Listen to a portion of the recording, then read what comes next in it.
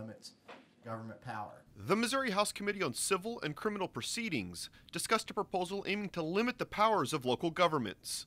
House Bill 332 limits the amount of revenue a city can generate through traffic tickets from 30% to 10%. There's nothing in this bill that prevents a city from enforcing a moving violation. What it does is it removes the incentive to enforce moving violations for the sole purpose of creating revenue to fund city government. Currently, any revenue generated above the 30% threshold is given to the Department of Revenue, where it is then distributed to local schools.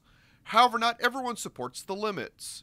One city official fears the bill punishes everyone because of the bad acts by a few small municipalities. It is that taking of one broad brush, one solution covers all approach to every city by passing these bills that is just as unfair act as those by those other communities. Following the hearing, the committee did not take any further action on the proposal.